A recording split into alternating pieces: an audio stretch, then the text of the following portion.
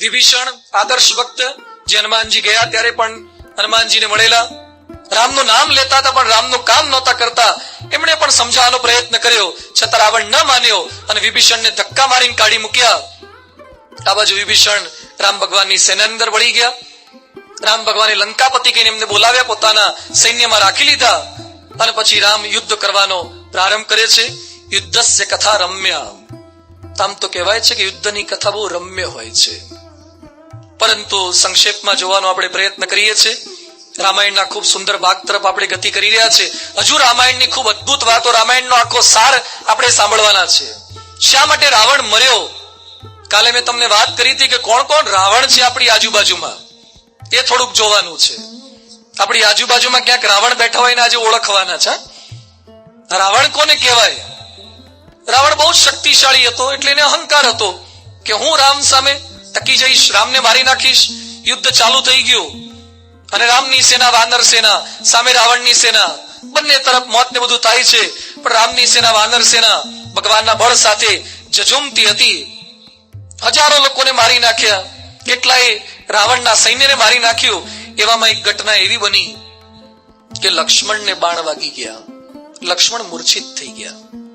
લક્ષ્મણ કોઈ રીતે બાનમાં નહોતા આવતા. સુશેષણ નામે વૈદ હતા, એને પૂછ્યું શું કરવું? કે હિમાલય પર એક ઔષધિ છે, એ ઔષધિ જો લાવવામાં આવે, વિશલ્યકરણી ઔષધિ, એ સુંગાડવામાં આવે તો લક્ષ્મણ જાગ્રત થાય, બાકી નહીં બચે. અને હનુમાનજી ઉપડ્યા, હિમાલય પર્વત પર પહોંચ્યા. હિમાલય પર જોયું તો કેટલા બધા ફાર્મસીના સ્ટોર. કયામાંથી લેવું, કઈ ઔષધિ? હનુમાનજી કે કેટલી ઔષધિ હોધી, એના કરતા આખો પર્વત જ ઉપાડીએ ને. તે હનુમાનજી ઉપાડ્યો આખો પર્વત. અને આપણે જોઈએ છે ને ફોટો, હનુમાનજી એમ પર્વત લઈને જતા હોય, જોડતા હોય છે. પણ હનુમાનજી પર્વત લઈને જતા હતા, તે એમના મનમાં વિચાર આવ્યો કે આ તો આજે હું હતો તો પર્વત લીધો અને તો લક્ષ્મણ બચશે, પણ યદિ મય ન હોતા તો ક્યાં હોતા, યદિ મય ન હોતા તો ક્યાં હોતા. આવું થયું લક્ષ્મણને, આ રાવણ હનુમાનને. અને રામ ભગવાનના સીટી સ્કેનિંગમાં આવી ગયું. સીટી સ્કેન કરે ને એમાં પકડાઈ જાય. એમાં પકડાઈ ગયું કે હનુમાન સારા છે પણ આટલી તકલીફ થઈ છે. જેમ આપણે સારા જ છીએ પણ ક્યાંક અહંકાર આવી જાય. યદિ મય ન હોતા તો ક્યાં હોતા. આવું આપણને બધાને થાય. મને એમ થાય કે યદિ મય ન હોતા તો રામચરિતમાનસ કી પારાયણ કોણ કરતા. ઉમિયા પરિવારને એમ થાય કે યદિ હમ ન હોતે તો પારાયણ કા ક્યાં હોતા, હમ ન હોતે તો પારાયણ કહાં હોતી, कौन करवाता. તમને એમ થાય કે હમ પારાયણ में न आते तो स्वामी क्या खखड़ाते, क्या बात करते. તમે બધા બેઠા છો એટલે જ હું વાત કરી શકું. આપણને બધાને એમ થાય કે અમે બેઠા છીએ એટલે સ્વામી બેઠા છે ને, બાકી તમે બધા ઉભા થઈ જાવ મારે ચાલો ઉભા જ થવું પડે ને. એટલે થતા નહીં, હા, ટેસ્ટિંગ ન કરતા. પણ દરેકને એમ થઈ જાય મારા લીધે થયું, હું કંઈક કરું છું. અને રામ ભગવાન જાણી ગયા. અને ત્યાં જ ભરતજીની છે, અયોધ્યા પરથી પસાર થતા હતા અને ભરતજીએ જોયું કે કોઈ રાક્ષસ જતો લાગે છે, મારા રામને કઈક તકલીફ પહોંચાડશે. એટલે ભરતે નીચેથી તીર માર્યું હનુમાનજીના પગમાં, અને જેવું તીર વાગ્યું અને ટાયરમાં પંક્ચર પડે ગુલાટીઓ ખેની હેઠું આવે ને, એમ હનુમાનજી ગુલાટ ખાતા ખાતા હેઠા આવ્યા, પર્વત બાજુ પર પડી ગયો. હનુમાનજી નીચે પડ્યા. પડતા પડતા હનુમાનના મુખમાંથી શબ્દો નીકળ્યા, શ્રી રામ શ્રી રામ. અને ત્યાં ભરતને એમ થયું કે આ તો હરી કઈક ભૂલ થઈ ગઈ, આ તો કોઈ રામ ભક્ત લાગે છે. તાત્કાલિક નજીક પહોંચ્યા. કોણ છો? અરે હું રામ ભક્ત, રામદૂત હનુમાન છું. આપણે આ શું કરી નાખ્યું? ક્યાં જતા હતા? એ કે તમારા ભાઈ લક્ષ્મણે મૂર્છિત થઈ ગયા છે ને બચાવવા માટે ઔષધિ લઈને જઉં છું. તમે આ વચ્ચે વિઘ્ન નાખ્યું, બચી નહીં શકે. હું કરી તે જઈશ. ભરતજી કે ચિંતા ના કરો. અરે પણ હું પર્વત પર ઉભો તો ને બીજા પર્વત પરથી આ પર્વત લીધો ને ઠેકડો મારીને કૂદ્યો છું. પ્લેટફોર્મ મળ્યું તું. હવે આવડો મોટો પર્વત લઈને ઠેકડો કેમ નો મારવો? નહીં, ઘણા સાયકલ શીખતા હોય તારે ઓટલો જોઈએ. પેલા ઓટલો હોય તો સીટ પર બેસતા ફાવે, ઓટલા વગર ચડવું કેમનું? એટલે હનુમાનજી કે ઓટલો ક્યાં? આટલો મોટો પર્વત લઈને ચડીશ કેમનો? ભરત કે ડોન્ટ વરી, ચિંતા ના કરો. અને ભરતે તીર તૈયાર કર્યું. એ કે તીરનું શું? એ કે તીર પર ચડી જાઓ. એટલે તીર પર પર્વત સાથે, આ કે પર્વત સાથે. અને હનુમાનજીને પર્વત સાથે ભરતે તીર પર ચડાયા અને તીર છોડ્યું. એ કે લંકામાં રામ ભગવાનની એક્ઝેક્ટ બાજુમાં જઈને ઉભું રહેશે. અને ત્યાં હનુમાનજી પર્વત લઈને જતા હતા ને પછી બોલ્યા કે યદિ મય ન હોતા તો ભી સબ કુછ હારા હોતા. હા, ભરત તો હોતા. હા, એમ આપણે માની બેઠા છીએ ને કે આપણા લીધે થાય, ભૂલી જવું. ભગવાન કરતા હરતા છે, એ કરી શકે છે. આપણે કોઈ માલિક નથી. બધાને એક પ્રશ્ન પૂછું, આપણે માનીએ છીએ ને કે આપણે સિરેમિક્સના માલિક, આપણે આ દુકાનના માલિક, આપણે ઘરના માલિક, આપણે આપણા ભારતના ટ્રક ઉપર છે ને સરસ વાક્યો લખેલા હોય છે. આપણા ટ્રક વાળા જ્ઞાની હોય છે, જાત જાતના વાક્યો લખેલા હોય. હમણાં વચ્ચે એક મોટી લેલેન્ડ ટ્રક જતી હતી, મોટી લેલેન્ડ, કેટલોય સામાન ભર્યો હતો અને પાછળ શું લખ્યું હતું? સોચ કર સોચો સાથ કે આયેગા. તો હારા ટન બધ વજન લઈને જાય છે અને પાછો વાક્ય લખે છે સોચ કર સોચો સાથ કે આયેગા. એમ એક વાક્ય લખ્યું ટ્રક પર, ઘણા ટ્રક પર એક વાક્ય લખેલું આવે છે. હું વાક્યનો પ્રારંભ કરીશ, તમારે પૂરું કરવાનું. સબકા કોણ? એક એટલે કોણ? બહાદુરસિંહ કોણ? માલિક. તો શું કરો? તમારું નામ લખો ઘર પર. માલિક ભગવાન છે. આ મોરબીમાં કેટલાય સિરામિક વાળા થઈ ગયા, મારા તમારા જેવા કેટલાય થઈ ગયા. સબકા માલિક એક, ભગવાન માલિક છે. આપણે બધા તો મુનિમ છીએ, આપણે બધા કેશિયર છીએ, આપણે બધા ઓડિટર છીએ. કરનારા એ છે. આ વિચાર સાથે જીવન જીવવાનું. એટલે એને લીધે કઈ મંદિરમાં લખાઈ નહીં દેવાનું બધું તાત્કાલિક, બધું સંભાળવાનું આપણે, પણ છતાં એમ માનવાનું કે કરતા એ છે. We are all instrument. જેમાં હેલોજન છે, કેટલાક જીરોના બલ્બ આવે, કેટલાક 40 ના ગોળા આવે, કેટલાક 80 ના આવે, કેટલાક 200 ના આવે, કેટલાક ફ્લડ લાઇટ આવે, કેટલાક મર્ક્યુરી આવે, અને કેટલા પેલા જાજરૂમ ભરાવાના આવે છે ગોળા. જાજરૂમ રાખવા પેલી જીરોની લાઈટ આવે છે, હાવ ટમટમિયા જેવા. એમ આપણે માણસ માત્ર પણ બધા અલગ અલગ છીએ. કોઈક જીરોના બલ્બ જેવા હોય, કોઈક 80 ના ગોળા હોય, કોઈક 200 ના હોય. આ બધા આગળ બેઠેલા બધા ફ્લડ જેવા હોય, મર્ક્યુરી જેવા હોય, અને કેટલાક પેલા નવરાત્રીમાં સિરીઝ આવે છે ને એવા હોય, જબક જબક લબક જબક લબક જબક. આવા કેટલાક હોય. આવા બધા અલગ અલગ મત વાળા હોય છે, પણ એ બધા પ્રજ્વલિત છે. એનું કારણ શું છે? અંદર લાઈટ છે, પાવર છે. We are all instrument. જેવું પીજીવીસીએલ વાળા લાઈટ બંધ કરે ને, આ માઇક, આ પેલી આરકે સાઉન્ડ પૂરું થઈ જાય. ભાઈ તારું ગમે તેવું લાઈન એરે લઈને આવ્યો હોય ને, આ લાઈન એરે એટલે લાઈન રે, એરે નહીં રે. પછી તો અંદરથી લાઈટ જતી રહે, પછી કશું ચાલે નહીં. ઇલેક્ટ્રિસિટી થી ચાલે છે. એમ મારી તમારી અંદરથી પાવર જતો રહે, કઈ ચાલે નહીં. એ પાવર થી આ ચાલે છે. એટલે સતત વિશ્વાસ આ રાખવાનો કે મને તમને બધાને ચલાવનારા ભગવાન છે. તો એ ભગવાનના વચનની અંદર વિશ્વાસ રાખી એને કરતા હરતા માનવાના. એ બધું જ કરશે. હવે નાની નાની બાબત આપણે ભૂલી જઈએ છીએ કે ભગવાન કરનારા છે. આપણે કોઈ પણ કામ કરીને એમ માને મારા લીધે થયું. આજે સ્વામીજી જુઓ આવડું મોટું અક્ષરધામ બનાવ્યું, એક વાક્ય બોલ્યા નથી મારા લીધે થયું. સતત એમને પ્રશ્ન પૂછ્યું કોને બનાવ્યું? સ્વામીજી એમ કે છે કે અમારે ગુરુ યોગીજી મહારાજ કે સંકલ્પ સે બના. એક વાક્ય નહીં, કેટલા એમના સન્માન થાય, ભવ્ય હાર તોરા, કેટલા મંદિર બનાયા છે, છતાં એક વાક્ય બોલતા નથી કે મારા લીધે થાય છે. નેવર, ક્યારેય નહીં. તો કરતા હરતા આને કહેવાય. કદાચ આટલું આપણે ના કરી શકીએ તો કઈક દાન ધર્માદો કર્યા પછી પણ એમ માનવું કે આપણે કઈ નથી, આપણે નિમિત્ત છીએ. ભગવાન પર વિશ્વાસ રાખતા શીખીએ, કરતા હરતા એને માનીએ. આજે ઘણા સભામાં બેઠા છે, આ જે કરતા હરતા માને જેટલા બેસી રહ્યા છે, જે નથી માનતું એ ઉભા થવા માંડ્યા છે. તે કરતા હરતા માનમ થોડીક વાર બેહોન, શું ઉતાવળ છે? આપણે પહેલા તો વાત કરી હતી, અને મોટે ભાગે તમે બધા બેઠા જ છો, તો થોડાક જેને વધારે બાથરૂમ લાગી હોય એટલા જ થતા હશે. પણ છતાં સંકલ્પ એ કરવાનો, આજે આપણે તો છેલ્લો દિવસ છે, કાલથી તમને પછી હેરાન કરવાના નથી. કાલથી તમે તમારે ઊંઘ જ કરજો. 8 વાગ્યાના ઊંઘી જજો અને સવારના 8 સુધી ઊંઘજો. પછી તમને જગાડવા નથી. જેમ પહેલા દિવસે વાત કરી હતી ઘર પર હાશ લખ્યું હતું, એમ પારાયણ પૂરી થાય પછી તમારે શું બોલવાનું? હાશ, બરાબર ને? કે માંડ છોડ્યા. એમને કરતા હરતા ભગવાનને માને તેને આનંદ આવે છે. એ દરેક પરિસ્થિતિમાં સ્થિર રહી શકે છે. હનુમાનજી વિશલ્યકરણી ઔષધિ લાવ્યા અને લક્ષ્મણને જાગૃત કર્યા. ફરતી પાછું યુદ્ધ ચાલુ થઈ ગયું અને રાવણની સેનામાં ઘણો બધો પરાજય થવા લાગ્યો. કુંભકર્ણે જગાડ્યો, પ્રયત્ન કર્યો. પેલા જાગતો જ નહોતો કુંભકર્ણ, અને એ તો એલાર્મ ને ગાંઠે એને ટાવર મૂકવો પડે, કોઈ રીતે ઉઠે નહીં, છતાં જગાડ્યો. અને જાગતાની સાથે પહેલું જ વાક્ય શું બોલ્યો? મારા માટે ખાવાનું શું છે? આ કુંભકર્ણ. બોલો, આવા ભાઈ હોય છે, પોતાના ભાઈને આટલી તકલીફ પડી છે, ખાવાનું માંગે છે, ઊંઘી રહે છે. અને જાગ્યા પછી યુદ્ધ કર્યું. પોતાના ભાઈને તકલીફ પડે ને જે ઊંઘી રહે ને કુંભકર્ણના વંશજો છે. ઊંઘી ન રહેવું, કંઈક તો મદદ કરવી થાય એટલી, કંઈક સહાયભૂત થવું. કુંભકર્ણ પણ મર્યો, રાવણનો દીકરો ઇન્દ્રજીત પણ મર્યો. હવે વારો રાવણનો જ. મંદોદરી સમજાવે, માલ્યવાન સમજાવે, એના મામા સમજાવે, બધાએ સલાહ સૂચન આપ્યા, છતાં પણ રાવણ નથી માનતો. રાવણ કે છે આજે તો રામને પતાવા. પછી પસ્તાયો. બધા મર્યા એટલે પસ્તાવો થયો.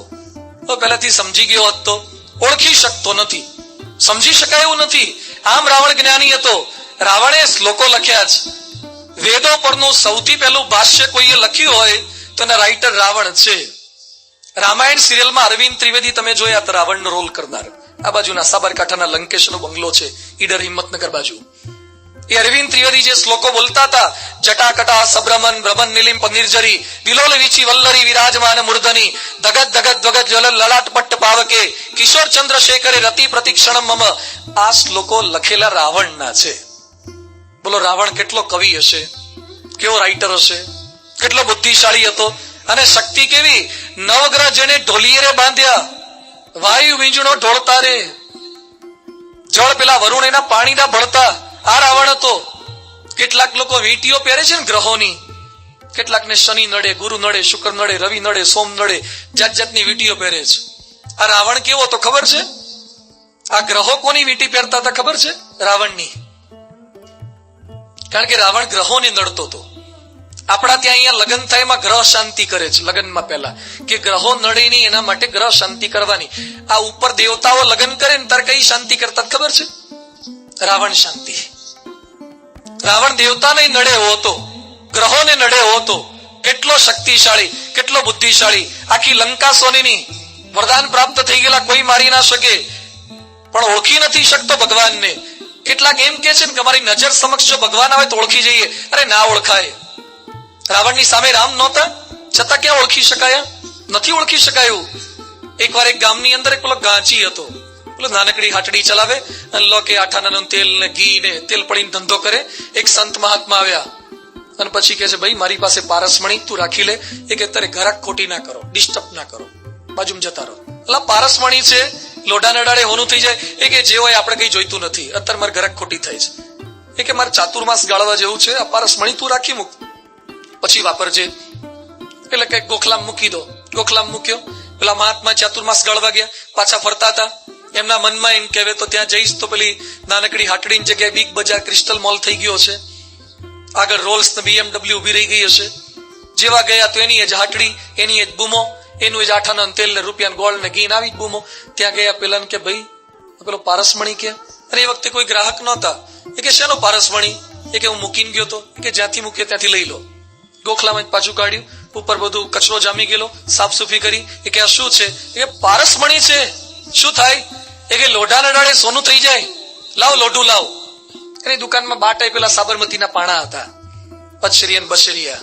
અને પછી ગોળ તોડવાનો એક જૂનો છરો આવે ને કટાઈ ગયેલો, એ છરાન જેવું ઉડાડ્યું, જ્યો સ્પર્શ થયો અને આખો છરો સોનાનો થઈ ગયો. પેલો ગાંચી શું કે છે મોદી? એ કે 5 મિનિટ આપો ને મહાત્માજી, 5 મિનિટ. મારા ઘરની પાછળથી રેલવેના પાટા પસાર થાય છે, હમણાં અડાડીને આવું. પેલા મહાત્મા કે આરા તારા ઘરમાં 4-4 મહિના પડી રહ્યો પણ તું ઓળખી ના શક્યો. આપણી પાસે જ વસ્તુ હોય, ઓળખી શકાય એવી નથી. બીજા લોકો કે તાર સમજાય, ખબર ના પડે કે આપણી પાસે આ માલ કયા પ્રકારનો માલ છે. ભગવાનને ઓળખી શકતા નથી. એ વાંદરા ઓળખી ગયા, ઓછા બુદ્ધિશાળી હતા. એટલે હનુમાનજીને બુદ્ધિમતામ વરિષ્ઠ કીધા કે જે બ્રાહ્મણને ઓળખી શક્યો એ વાનર એવા હનુમાન ઓળખી શક્યા. એટલે ગામો ગામ હનુમાનના મંદિર છે, કે રાવણના મંદિર નથી. આટલો બુદ્ધિશાળી રાવણ, પણ રાવણ અહંકારી હતો.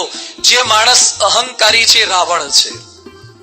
જે માણસ ખોટો હોવા છતાં કોઈની વાત માનતો નથી એ રાવણ છે. જેને ખબર છે કે આ વ્યસન કરવાથી નુકસાન થાય છતાં પણ વ્યસન છોડી નથી શકતો એ રાવણ છે. તમારે જાણવું હતું ને કોણ કોણ રાવણ છે? જેને ખબર હોય કે આ વ્યસન કરવાથી કેન્સર થાય છતાં પણ જે ન છોડે ને એ રાવણ છે. રાવણને ખબર હતી કે રામ સાથે વાત ના ભીડાય, મરી જવાય, છતાં પણ એને ધંધા કર્યા. તો રાવણ પણ આ છે. ઘરમાં પત્ની સમજાવે, મામા સમજાવે, ભાઈ સમજાવે, કોઈની વાત ન માનવી. આપણે ખોટું પૂછડું પકડ્યું, પછી છોડવું જ નહીં, એ રાવણ પણ છે. રાવણ આ છોડી શકતો નથી. રામ સામે યુદ્ધે ચડ્યો અને પછી રામ ભગવાને યુદ્ધના મેદાનની અંદર બાણ વર્ષા એના પર કરી. 10 મસ્તક હતા, બધા મસ્તક ભેદે છે, પણ એક મસ્તક પડે તો બીજું મસ્તક સલામત થાય. અને વિભીષણ કહે છે કે પ્રભુ એના નાભીની અંદર અમૃત કૂપ છે, એને તમે ઉડાડો. અને રામ ભગવાને પછી શર સંધાન કર્યું અને રાવણના નાભીની અંદર શર છોડ્યું, તીર છોડ્યું અને રાવણનો અમૃત કૂપે શોષી લીધો. રાવણને ત્યાં હેઠો પાડ્યો, રામનો જય જયકાર કરી નાખ્યો. રાવણનો વધ થયો, રામનો જય જયકાર થયો. સ્થૂળ રાવણ મર્યો, સૂક્ષ્મ રાવણ મારવાનો છે. આ બધા વાંદરા બધા ભેગા થઈ ગયા, રામની બાજુમાં આવી ગયા, આનંદમાં આવી ગયા. અને એ સમયે ત્યાં બધા રામને અભિનંદન પાઠવા લાગે. રામ બધાને અભિનંદન આપે છે. ત્યાં હનુમાનજીને આદેશ આપ્યો કે સીતાજીને લઈ આવો, પણ સીતાજીને તૈયાર કરીને લાવજો. ખૂબ સુંદર પ્રસંગ આવે છે. સીતાજીની કસોટીની મારે વાત કરવી છે. જે રામ ભગવાન સીતાજીને તેડવા માટે ગયા હતા, એ રામે સીતાનું કેવું અપમાન કર્યું છે. અહીંયા બેઠેલા લગભગ કોઈને ખબર નહીં હોય એવી વાત આજે કરવી છે કે રામે સીતાનું જે અપમાન કર્યું, રામે સીતાની જે કસોટી કરી. સીતાજીને લઈ આવ્યા યુદ્ધના મેદાનમાં. સીતાજી રામના પગમાં પડવા ગયા. રામ શું બોલ્યા? ખબરદાર જો મારા પગનો સ્પર્શ કર્યો છે તો. સીતા કે પ્રભુ, આપના પગનો ન કરું તો કોના પગનો કરું? આપના માટે હું પ્રતીક્ષા કરતી બેઠી હતી. રામ શું કહે છે? હે સીતા, મેં જે કઈ આ લંકામાં પર આવ્યો છું એ તારા માટે નહીં. જે કઈ પુલ બાંધ્યો છે એ તારા માટે નહીં. રાવણને માર્યો એ પણ તારા માટે નહીં. એ તો મારા રઘુકુળને લાંછન ન લાગે ને એટલે કર્યું છે. તદ ગચ્છ તનુજાને અદ્ય યથેષ્ટમ જનકાત્મજે એતાદશ દિશો ભદ્રે કાર્યમસ્તિ નમે ત્વયા. રાવણના ઘરમાં રહેલી સ્ત્રી કોઈ દાલ ચોખ્ખી રહી જ ન હોય, અપવિત્ર થઈ જ હોય. આવું રામ સીતાને કહે છે. અરે જે સીતાએ રાવણનો સ્પર્શ નહીં, રાવણની બે આંખ સામે પોતાની બે આંખ મિલાવી નથી, એ સીતાને રામ એમ બોલ્યા કે તું અપવિત્ર છે. સીતાજીને કાપો તો લોહી ન નીકળે એવી સ્થિતિમાં સ્થિર થઈ ગયા કે પ્રભુ શું બોલી રહ્યા છો? બધા વાંદરા સ્થિર થઈ ગયા. લક્ષ્મણ જોઈ રહ્યા, હનુમાન જોઈ રહ્યા છે, વિભીષણ જોઈ રહ્યા છે. વિભીષણ જાણતા હતા કે સીતા પવિત્ર છે. ભગવાન ભક્તની કસોટી કરી રહ્યા છે. ભૂખે મારું, ભોય સુવાડું, તન્ની પાડું ખાલ, એમ કરતા પણ ન મૂકે તો પછી કરી દઉં ન્યાલ. અગ્નિ પરીક્ષા. યુદ્ધના મેદાનની અંદર, રણ મેદાનની અંદર અગ્નિમાંથી સીતાજીને પસાર કરવામાં આવ્યા અને લોકોએ જોયું કે સીતાજી પવિત્ર છે. અને પછી સીતાજીને લઈને રામ ભગવાન આવવાના હતા. એ પેલા વિભીષણનો રાજ્યાભિષેક કરવા માટે લક્ષ્મણને મોકલ્યા. વિભીષણ કે પ્રભુ આપ આવો, મને ગાદી પર બેસાડો. રામ કે મને પિતાશ્રીની આજ્ઞા જંગલમાં રહેવાની છે. જોજો પિતૃ આજ્ઞાનું કેવું પાલન કરે છે. રાજ્યમાં ગયા નથી, લક્ષ્મણ ત્યાં ગયા. અને વિભીષણનો રાજ્યાભિષેક કરતા પહેલા રાવણને, લક્ષ્મણને એમ થયું કે એકવાર બેસીએ જ ખરા. તે ગાદી પર બેઠા. જેવા બેઠા લક્ષ્મણ શું બોલ્યા? ક્યાં ગયો બોલો રામચંદ્ર? હાજર કરો મારી સામે. વિભીષણ કે આવું બોલે નહીં લક્ષ્મણ કોઈ દડો, આવું કેમ બોલવા માંડ્યા? પછી ખબર પડી કે આમાં તકલીફ એમની નથી, તકલીફ ગાદીની છે. જેવા ગાદી પરથી બાજુમાં બે વળે ને ભાઈ કે કયા રામચંદ્રની વાત કરો? ના ના ના, કે રામચંદ્ર એ તો કૃપા નિધાન કહેવાય, એને રામચંદ્ર બોલાય. તો કેમ આવું થયું? ગાદી પર બેઠા, એમાં ગાદીનો પ્રભાવ છે. પેલા બહુ ડાયા ડમરા હોય આપણી આગળ, પણ જેવા ગાંધીનગરની ગાદી મળે અથવા જેવી દિલ્હીની ગાદી મળે, અને મોટા ભાગના કેટલાક ફરી જતા હોય છે, ફેરફાર આ થઈ જતો હોય છે. પણ એની વચ્ચે સ્થાન, ખોટા સ્થાનમાં બેસવું નહીં. કેટલાક સારા પણ રહે, પણ સ્થળનો પ્રભાવ છે. અહીંયા લક્ષ્મણ રાજ્યાભિષેક કરીને પાછા આવ્યા. રામ, લક્ષ્મણ, સીતા વાનરો સાથે બધા નીકળતા હતા. અયોધ્યાની અંદર પહોંચ્યા. અયોધ્યામાં વિજયાદશમી, રાવણનો વધ કર્યો એટલે વિજયાદશમી. રાવણને માર્યો રામ ભગવાને. આજે લોકો શું માને છે કે રાવણ મરી ગયો? રાવણ મર્યો છે કે રાવણ જીવે છે? રાવણ છે. કેટલાક છે ને પેલો રાવણને સળગાવે છે. ક્યારે? દશેરાના દિવસે, વિજયાદશમીએ મોટો રાવણ બનાવે. પેલો કાપડના ગાભા બધા ભરે અને અંદર હાથમાં પગમાં પેલા ફટાકડા રોકેટ ભર્યા હોય, અને આખા ગામમાં જે રાવણ જે હોય એના હાથે ઉદ્ઘાટન કરાવે, એને લઈ આવે અને પછી રાવણને હળગાવે અને છાપામાં નોંધ આપે કે મોરબીમાંથી રાવણને સળગાયો. એટલે રાવણનું પૂતળું બાળીઓમાં રાવણ હળગી ગયો. એમ રાવણને સળગાવવાથી રાવણ સળગતા હશે. સ્વામિનારાયણ ભગવાનને પૂછ્યું પરમહંસોએ, સ્વામિનારાયણ ભગવાને પરમહંસોને કીધું કે અમે કે રાવણ માર્યો નથી, તો તમે અમને ભગવાન કેમ કહો છો? એ સમયે સ્વામિનારાયણ ભગવાનને પરમહંસો શું કહે છે કે મહારાજ, રાવણ તો કામથી મરેલો હતો, કંસ તો લોભથી, માનથી મરેલો હતો. તમે તો હૃદયના સ્વભાવોને માર્યા છો, એટલે તમે પૂર્ણ પુરુષોત્તમ ભગવાન સ્વામિનારાયણ છો. સ્વામિનારાયણ ભગવાન રાવણને મારવા નહોતા જન્મ્યા. આગળ રામ ભગવાને રાવણ માર્યો, કૃષ્ણ ભગવાને કંસ માર્યો. સ્વામિનારાયણ ભગવાને માણસની આસુરી વૃત્તિને ટાળી નાખી. માણસને મારવો સહેલો છે, એને બદલવો અઘરો છે. આજે ભારતનો દુશ્મન દેશ કયો છે? મોટે ભાગે બધા પાકિસ્તાન કે છે.